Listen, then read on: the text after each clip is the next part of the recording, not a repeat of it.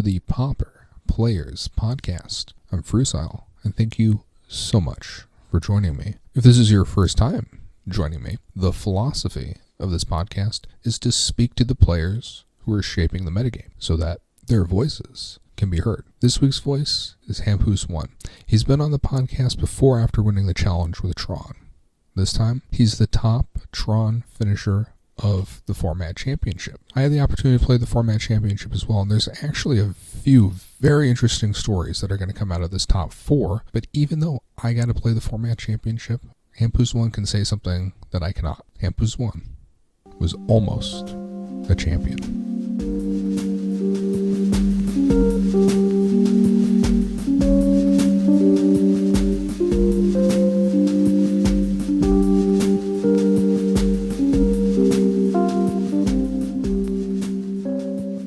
Hey, thanks for joining me this week, for coming back on the podcast. It's a pleasure to have you.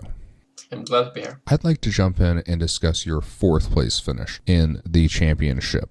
Now, you have, of the Tron decks, the highest finish, which is actually pretty noteworthy because there was a ton of Tron in this field. Your list is fairly unique. You're running Elvish Rejuvenators, where most people have Stonehorn Dignitaries.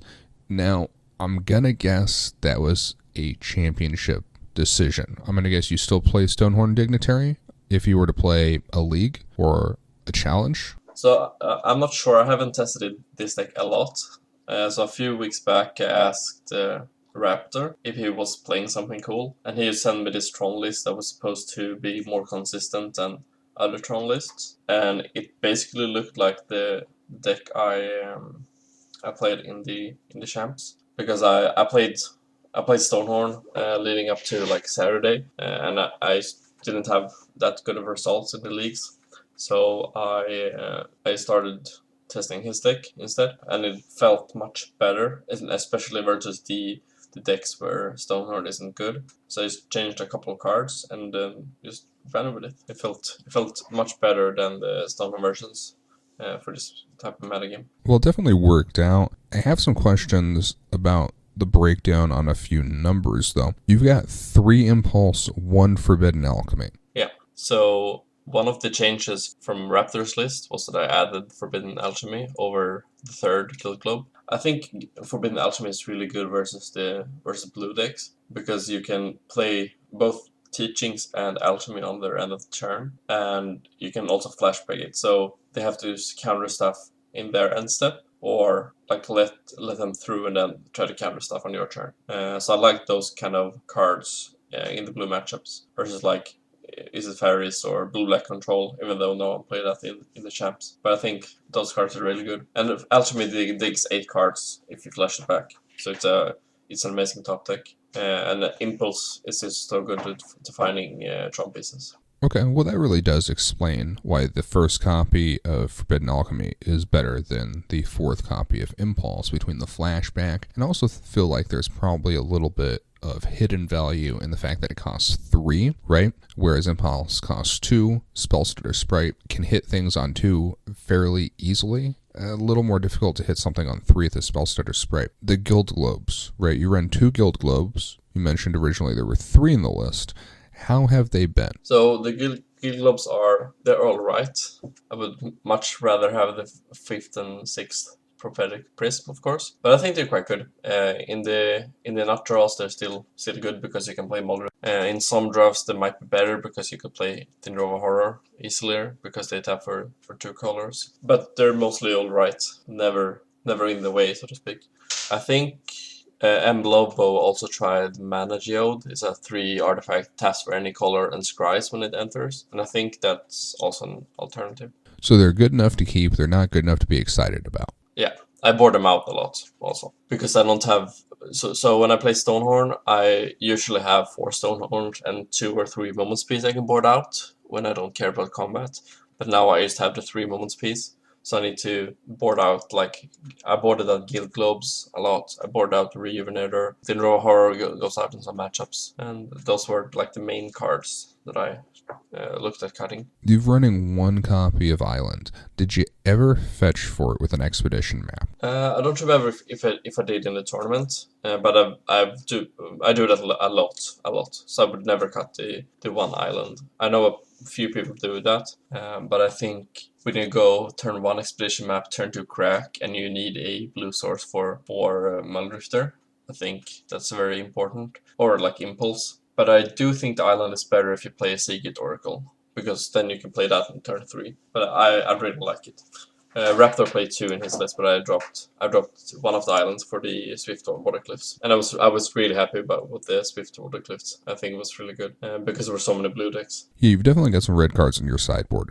Speaking of your sideboard, you're running one copy of Exclude. I'm guessing that's good against the Mirror and maybe like a deck like Boros Monarch. Decks that have the Monarch in general are going to be tapping out on turn 4. Exclude lines up pretty well against it on the draw. Am I close on this guess? Am I far off? What's Exclude good against? It's about right. I bring it in versus the Mirror. I brought it in versus... I didn't play versus Boros Monarch, but I would have brought it in. Like any black control decks. I did bring it in versus Blue-Black Delver because they had excludes. So I figured if they were a slower blue deck, I could bring it in. That's about it. I don't really bring it in. I play versus Elves, I don't bring it in. I don't think I brought it in versus Raptor in top 4. Yeah, and I don't bring it in versus like any combat kind of matchup. Well, it does seem pretty good in, those scenarios. Let's talk about the spreadsheet, right? Leading up to this event, you went through an effort to predict the field.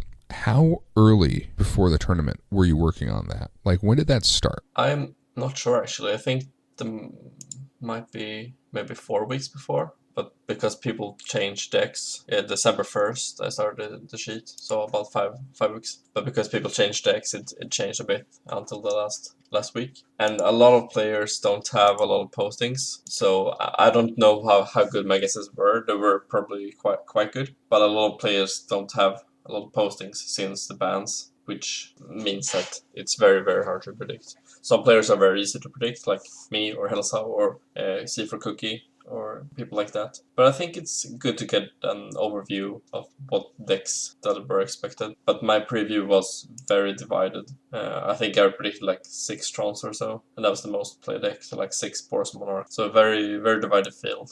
And I think people changed to Tron because it's so powerful. Even more of a reason to have Elvish Rejuvenator in your main deck instead of Stonehorn Dignitary. There was really only one person, I believe, that played Boros Monarch, the 9th place finisher. Yeah, even Lindos didn't play it. And he's been the most... I mean, he's played that for I don't know how many years. I was very surprised to not see him. He was in Boggles, okay. But I guess he tried to like metagame the Tron. I imagine you don't want to go in with Boros Monarch versus Tron field. But you could probably like change some cards in the Boros list to have a good match versus Tron. Maybe like Pyroblast main or more Bazooka box or something. Because they have so much burn, and if they get a lead in the beginning, they can just burn you out. So I don't think the matchup is that lopsided. I think it's definitely good for Tron, but not like another win. I was very surprised to see him on Boggles myself. I expected him to be on Boros Monarch as well. Yeah, I mean, if the solution is the main deck Pyroblast, right? Like, I feel like that says something about the matchup inherently, that in order to make it not so lopsided, not so defined, if you start with the sideboard cards in your main deck, it definitely would improve your matchup. It would have been very interesting if people had gone that route of just main decking Pyroblast for this event. I would have been down. I would have rooted for that. I would have loved to have seen that work out, because it is really a bit of a gamble, especially with people randomly switching to decks like Boggles to have that sort of dedicated hate. I know that one person planned on main decking Pyroblast in Helsa, although he encountered some sort of error with registering his deck, where apparently MTGO for the championship took whatever deck that we first registered, and then it was no takesies backsies, right? We couldn't alter our lists. We were locked in. That led to some interesting results from some people. How early were you locked in on this list? I think I submitted maybe like 4 hours or so. But I did change a couple of cards, so maybe I was just lucky to not run into an error or something. But I submitted a few hours before, because I didn't start testing the deck like until the day before. I did try it when I got it from Raptor 2 weeks ago, but then I didn't play it again until the day before. So a few hours before I submitted. In total, how much do you think you prepared for this event? Well, this event especially, maybe I played like 4 hours per day for like 3 weeks or so. I mean, I've been preparing all year, right? I think all of us have. Just playing. So on my side of things, what I did to prepare for this event is play 5 leagues with Bogles, starting with the original list that I was working with, and then speaking with Paulo Cabral, because I know Paulo had just top 8'd last week's, or rather by the time this comes out, the week previous to the championship, the challenge, right? He had top 8'd with Bogles, and I wanted to pick his brain a little about his list, about sideboarding. There's some things about Bogles I don't understand. Well, the game plan of the deck is, pretty upfront. It's very simplistic. The nuances of the deck I was unfamiliar with, such as sideboarding. And so I wound up playing about 5 leagues with the deck, 1 league with the original list, and the rest with what Paulo was doing over there, which, for anyone who hadn't noticed from his list where he took 17th in the championship on tie breaks, an unfortunate thing for him not sneaking into the top 16, getting that prize cut, but he cut Favor of the Overbeing, which has become popular in Bogles, for more copies of the White Cartouche, simply because, Blue-Black Delver split the finals of the challenge, and he expected more people, 1, to be running it, and 2, to be playing Chainer's Edicts in their sideboards. And so he wanted a main deck solution for that, and Cartouche, the White Cartouche, is a great main deck solution for that. At any rate, I played about 5 leagues with Bogles. I had a winning record in 1 of them. Straight up the day before the championship, I was still trying to make Bogles work. And after yet another 2 and 3 finish with them, I just decided, you know what? I know Blue-Black Delver. Let's audible into Blue-Black Delver. How bad can it be? So basically the way that I prepared for the championship is by playing a whole lot of a deck I didn't wind up playing, which is probably not as good of a preparation as yours, which is probably why my tournament went worse than yours. It's at least one of the reasons, although the main reason is simply that I did not play well. I'm going to assume that you did play well, but I'm curious what you played against that day. Alright, so let's walk through. So first round, I play versus CS for Cookie. I don't like playing versus him because he always beats me, because he seems to draw the perfect hands all the time. And he's also playing really good because he's played elves for I don't know how many years. So I was a bit scared to see him, but it's a good matchup, especially game 1. But I had a problem this game because game 1 I had like 8.5 minutes left when I won game 1 because he got a ton of life with the Bell Wishers. So I had 8.5 minutes going into game 2, so I was a bit scared of a timeout, but in some way I managed to deck him out. I had like 1 minute left, and I managed to deck him out in game 2, even though I sideboarded badly. So the plan should have been to just draw horror whatever life gain he had, and then just attack him. But the thing is, I boarded out my Polton Marasa because he's not that good in the matchup, and I also boarded out my second Dinrova Horror, and I discarded one like turn 3 with Compulsive, so I didn't have access to Dinrova Horror, which is fine because he can't block my Muldrifters, but he did bring in the Spider Silk Armor, which I have never seen him bring in before versus me. So I was surprised about that, but I did end up taking him out. I do think he could have timed me out though, because he did go for the win the last turn. It's like he played Distant Melody to draw some cards, so if he didn't do that, he could probably time me out. So I ended up winning this with 1 minute left, and then that was felt like the hardest match of the day because it was so energy consuming, because timing out the first round of a champs would not be fun. Okay, so then I play versus Blue Red Fairies, and the matchup is amazing if they don't get a huge tempo lead. So I won quite easy 2-0 round 2. Then lost versus the Mirror versus I think it was Valar. Then played Bilster. He was on Blue Red Flicker, and that's also a pretty good matchup I think, because if you get a huge mana lead, they can't counter everything in a turn, so you can just load up the lands and then have like 3 Muldrifters in hand, and 1 is going to get through. So I did win that one, 2-1. Then the Blue Red Fairies again for 2-1 win, and then Blue Red Delver the last round in Swiss. I think Delver is a lot better than just straight Fairies versus Tron, because if they flip the Delver turn 2, they're gonna have a very fast clock, and they don't need the Ninja in that case, because the Fairies deck has to rely on Ninja, and if you can paralyze that, it's just game over. So I was 4th or 5th seed going into the top 8, and in the top 8 I play versus Casa in the Tron Mirror, and the Tron Mirror is it's not that really skill intensive, but I did ended up winning 2-1 in the Tron Mirror. It was quite close games, I think the game 1 was good game, which is not the case always for the mirror. And then of course in the top 4 I play versus Raptor. I didn't know what deck he was on before the game started, but it showed that he was on the Rainbow Familiars. I had played his previous interaction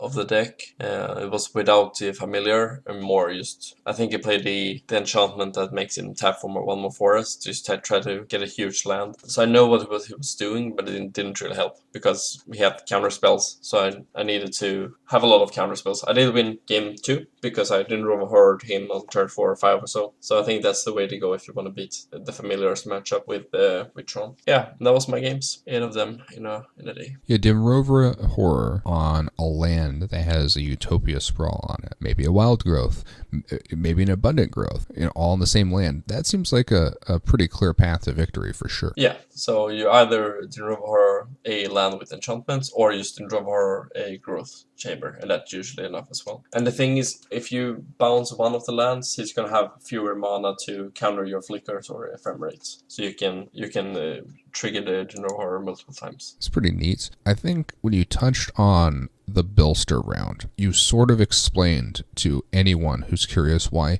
traditional control is not a part of the Pauper metagame very succinctly, because Tron can just sit back and develop its resources, and traditional control won't stand a chance if Tron is just patient and takes some time and gets to about 20 mana before it starts playing any spells. What I found interesting is that Blue-Red Fae is not really something you're even really concerned about. A lot of people seem to think at this time that matchup is about 50-50. How far off are they? I think it's closer with the Delver decks than the Fairies. The thing is, the games that Fairies win is really one-sided, and the games where they don't win, it's very one-sided, because it's not like the corner that's turning, so to speak. It's not very far. Like, if you resolve 1 Mulrifter, you're just gonna win. They don't have Gash anymore, so they don't have that kind of card draw. And if they don't get the Ninja, you're gonna win the game most of the time, because they're just gonna run out of cards in their hand, because Mulrifter draws more cards than Spellstutter Sprite. Well, especially if you flicker it. Yeah,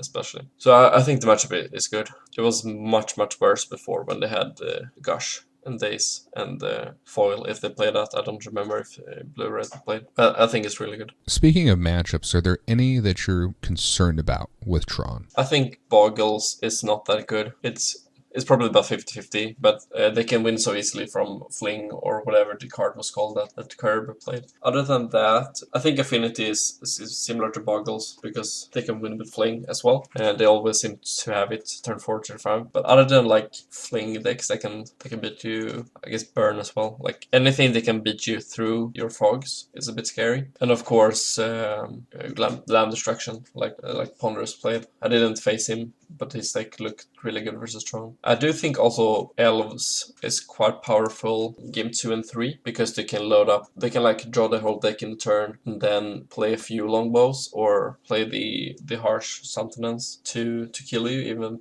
through a few counter spells. And also I think Familiars is a bad matchup. Yeah. And that's about it. I haven't played versus the Rakdos Monarch, but I heard it's supposed to be a bad matchup, but I'm not sure. So most of the matchups I feel very good. I've played a little bit of the Rakdos Monarch deck. I gotta tell you, it really depends if Raven's Crime is drawn. If the black-red deck draws Raven's Crime and also has the Monarch, it's pretty favorable for the black-red deck. If it's just sort of dirtling and trying to cast Phyrexian Ragers and stuff, no, it's not gonna do nearly enough. It's got a lot of dead cards in game 1 against Tron in the form of Echoing Decay, sometimes in the form of Chainer's Edict. Chainer's Edict really hit and miss against Tron, not very good at stopping Maul Drifters, okay against Mnemonic Wall because it dodges Ghostly Flicker, as removal, dodges ephemerate as removal. It's just, I'm not ready to call that matchup in Rakdos Monarch's favor. Having 6 Pyroblasts in the sideboard certainly does help, as well as having Pajuku Bogs in the main. It definitely could be a good matchup for Rakdos Monarch. They need to draw Raven's Crime, is really the point that I'm emphasizing here. Now, last week, while we were playing the championship, Slivers won the challenge.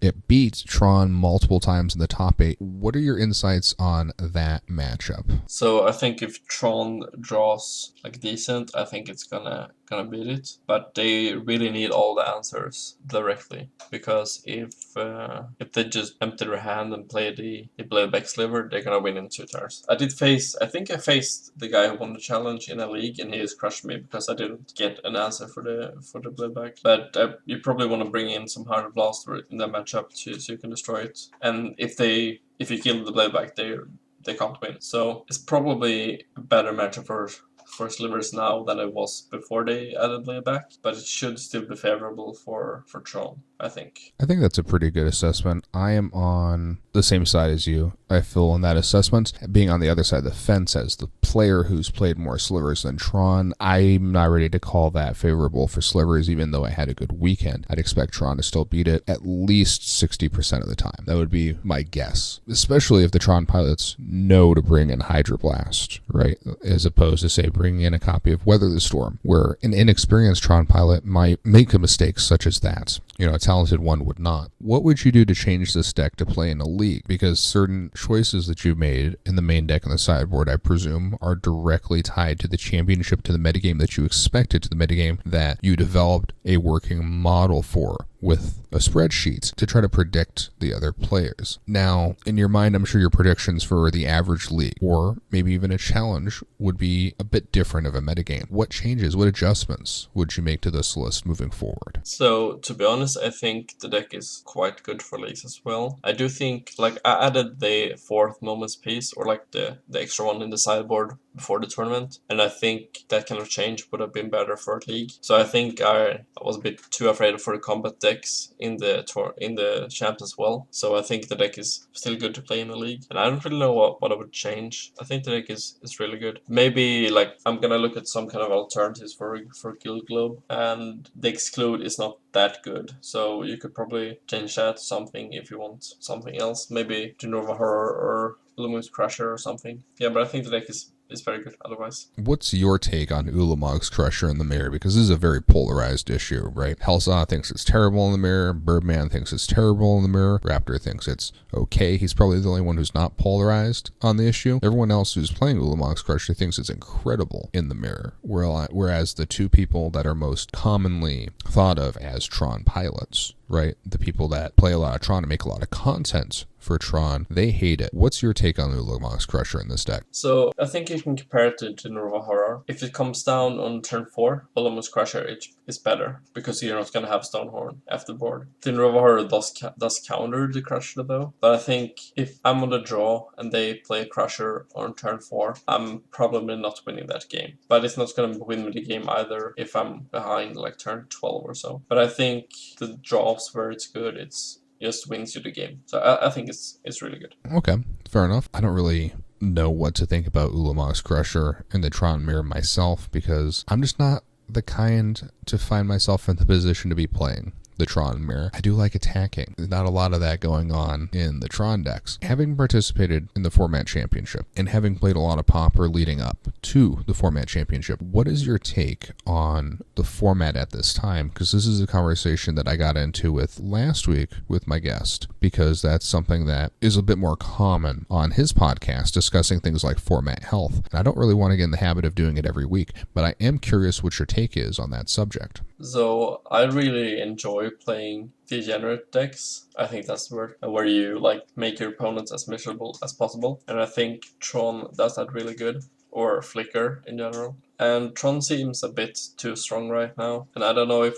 it's the lands or if Flicker, or if it is Mnemonic Wall or Archaeomancer, but there's a bit too. I think there's a bit too much going on in the blue Flicker decks right now to keep them in the format. So I hope they change something, because this format has been quite similar for a while now, and I wouldn't imagine going in with a fair deck in this kind of metagame, because you just can get run over by some games. It's not gonna matter what you do. But the problem if they would ban flicker displays, just replace it flicker. So I'm not sure. I think the metagame is a bit stale, but I think also it's hard to know what bans you want to make. If you want to make the Tron lands, if you want to take out flicker displays, if you want to take out maybe Mystic Sanctuary, it's not gonna do anything to Tron, but it's still a very powerful card. Well, yeah, the decks are a bit too powerful right now, I think. Yeah, it's tough to put the finger, right? It's tough to put a finger on exactly what the root cause is. The symptoms seem quite obvious. It's tricky to say what would solve the issue. It's like walking into a room and the room smells funny, but you don't know why the room smells funny. You just know that the room smells funny. I think that you're right. Metagame is a bit stale. It's sort of become a lot like the last metagame, where Jeskai was the dominant deck. Only, in my opinion, Jeskai was actually an interesting deck to play. I personally don't have that same love for Tron as I did with Jeskai, just because, I don't know, there were some interesting nuances there, especially in the mirror match. But the point is, Tron's taking up half of a lot of top 8s in the way that Jeskai used to take a lot of top 8s. The format is warping around Tron in the way that the format warped around Jeskai previously, to where you were either playing Jeskai and you were teched out for the mirror, or you were playing a deck that beats Jeskai, not because of the inherent strengths of that deck, but simply because it just beats Jeskai. So why wouldn't you play it when you're going to play against Jeskai all day? And we're sort of approaching a similar situation now with Tron, where you're either playing Tron or you're playing a deck that beats Tron, not because the deck itself is necessarily all that good or consistent or powerful or even interesting, just you're playing it because you're going to play against Tron 4 or 5 times, so why wouldn't you play a deck that beats Tron? But enough about Tron, right? Why don't you hit me with your play of the day? What was the best line that you took in the championship? The best line was to play Dinrova Horror on turn 4. No, I'm just kidding. Well, it probably was. But I think it's being able to win versus elves through a deck out in 7 minutes has to be the best play of the day. I just had to compulsive so many times. Other than that, yeah, I think that was the most special thing. And also using Cave of Temptation to win faster game 1. So you can just cave a Muldrifter, then pulse it back and cave again to have a faster clock. And you can do it in a lot of matchups. You can raise Affinity, for example. I've done that a few times. So yeah, just playing faster as elves. I think that was the play of the day. Okay. I really don't have a play of the day to share this week. I don't think I made any good plays the entire tournament. So there's that. Maybe I stacked a Preordain correctly. I'd like to think that I probably resolved maybe a Brainstorm correctly once that day. But why don't we get into the other weekly segment? What is your Silly Slivers ability? So my Silly Slivers abilities for this week is inspired by the fact that I had 3 exams last week. So it's going to be all Slivers get an A on their exams. Okay, I like it. I like that you drew from your recent experience as well. But I'm not quite sure how the Slivers got those good grades. So my ability this week is going to be, well, whichever one is how they got those grades, I guess. All Slivers have been studying, or all Slivers you control are exceptional students. Not sure how they got those A's, but it's probably one of those two. And thank you for taking time out of your day. I know it's early over there to come on the podcast. It was a pleasure to have you. Yeah, thanks for having me again. And I hope you're going to have great interviews with other top 4 people. Once more, thanks so much to my guest for coming on the podcast this week, sharing with us his tournament, his top 4 finish in the Pauper Championship. Next week, we're going to have another member of the top 4. And the week after that, we're going to have another member of the top 4. I don't want to spoil too much, but the week after that, we're going to have the format champion come on the podcast. Whichever of those episodes is shortest, I'm going to supplement that interview with the interview from the Brazilian national champion. A note to end on this week. Sometimes people reach out and they're a fan of the podcast, and I really appreciate that. It occurs to me it's been a while since I've just mentioned that any dollar that you would consider contributing to the Pauper Players podcast, you instead consider contributing to the JED Foundation, which helps at-risk youth. I think the dollars will go much further with them. That's all I have this week, but next week I will have a new story from the top 4, and I'll see you then.